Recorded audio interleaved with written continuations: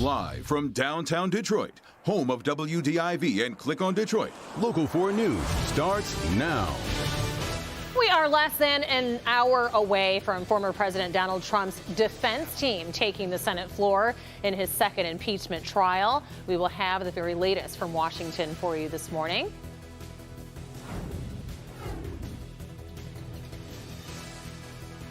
But we begin with the weather. It is a sunny start to the weekend on this Friday here at 11:30 this morning.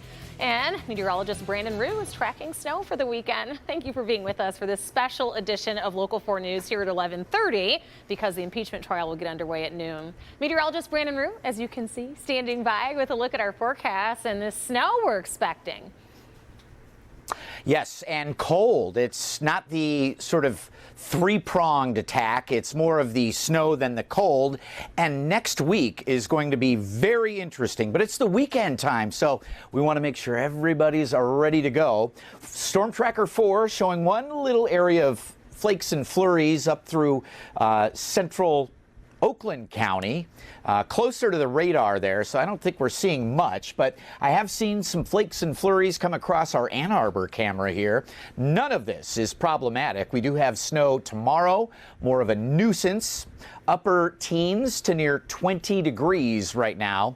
Wind chills if you're heading out, single digits, low teens, and 24 degrees, our high temperature today. That is it, and that is one of the warmer numbers we have on the 7-day. Big picture shows our next storm for Saturday over the Four Corners, southwestern United States. We are tracking maybe an inch or two. We get no love on Valentine's Day. Details on more bitter cold and some bigger, stronger, more active storms coming into play next week, Rhonda. So lots to discuss coming up in just a few. All right, we'll see you here in a few. In the meantime, it is the fourth day of the historic impeachment trial of former President Donald Trump.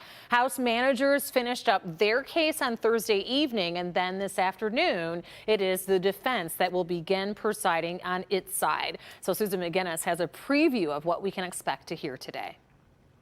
The Trump legal team starts laying out its case today after House managers finished up their arguments yesterday, driving home the point to senators. Former President Trump must be convicted of inciting violence, or he may incite violence again. One side rests, the other begins. Today, Donald Trump's legal team lays out its case for exonerating the former president of inciting the January 6th insurrection at the U.S. Capitol. The evidence they have, under no circumstances, would make out a case for incitement. Thursday, House managers made their final attempt to convince senators Donald Trump must be held accountable for directing rioters to attack. The president told them to be there, and so they actually believed they would face no punishment.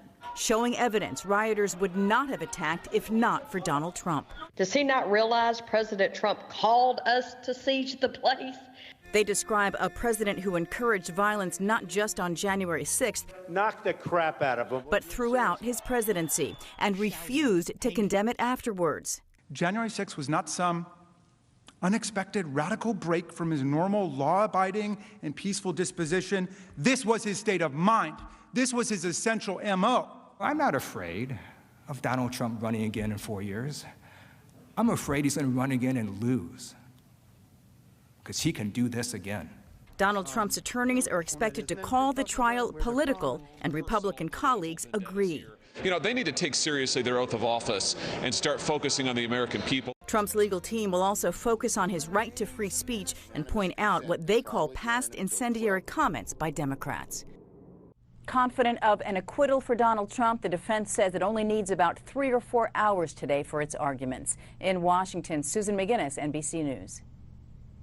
Susan, thank you. We do want to turn our attention to the very latest with the coronavirus. Later today, the CDC is going to release its guidelines for getting children physically back into the school during the coronavirus pandemic. Here at home, we are expecting updated coronavirus case numbers for the past 24 hours this afternoon. The state reported more than 1,200 new cases on Thursday and 75 additional deaths, all in the past 24 hours. On the vaccine front, the state is delaying first dose vaccination appointments after not receiving 37,000 expected doses. Tomorrow, though, kicks off the first of 4 Saturday mass vaccination events for seniors 65 and older that live in the city of Detroit at 2 churches on the east and west side. You can find more information about the locations and to make an appointment at clickondetroit.com. Macomb County just launched a new drive-through vaccination location. It is at the Richmond Lennox EMS facility on 32 Mile Road near Low Plank Road. Now, if seniors cannot get there, no worries. The county partnered with Smart and Richmond Lennox EMS to provide rides for seniors. Right now, it's still appointment only and only for people 65 years of age and older. Detroit Mayor Mike Duggan is in Washington right now to meet with President Biden. He is joining other mayors and governors from all across the country for a meeting to discuss President Biden's COVID relief plan. Rod Maloney joins us now live. And Rod, there are several key issues that they're going to be discussing today. Well, it's really about the American Rescue Plan. That is the Joe Biden $1.9 trillion relief package that he has started through Congress. It's already gotten past the House and the Senate, but now they've got some reconciliation to do. The hope is that they can get this thing finished by sometime in March.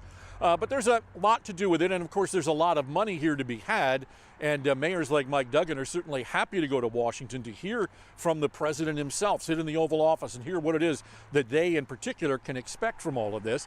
Now, we have received a couple of tidbits about this, about the billions of dollars that are being sent in many ways for testing, for helping with coronavirus, with helping out cities as they try and deal with this. There are other things in the package having to do with green energy and climate change, and also racial equity is what the president is talking about. But when you hear him talk about this entire package, he's quite serious about making sure that Americans in the under, I think it's 150,000 for married and 75,000 for filing single, they get the stimulus checks that reach up to the $1,400 level, saying that this country is hurting right now, needs the money, and wants to get the money out as quickly as he can. So the mayor is there.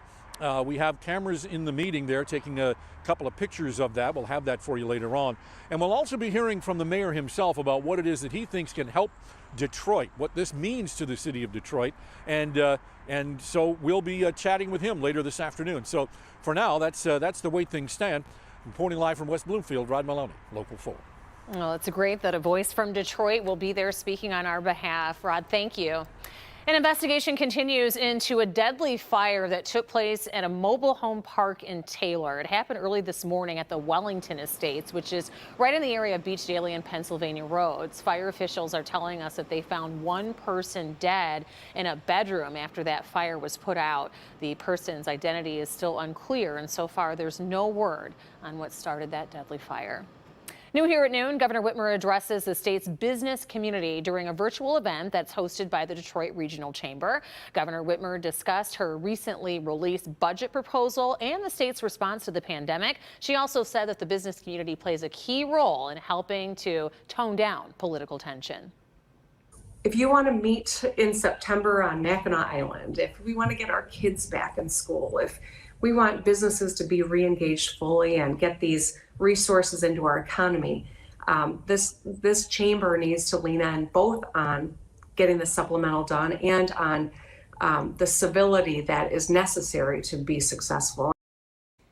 Governor Whitmer also spoke about the Line 5 oil pipeline in the Straits of Mackinac and on her efforts to try and shut it down. It is an issue that the governor and the chamber have been at odds over in the past. Still to come, the fallout continues after that deadly pileup a mile long in Texas.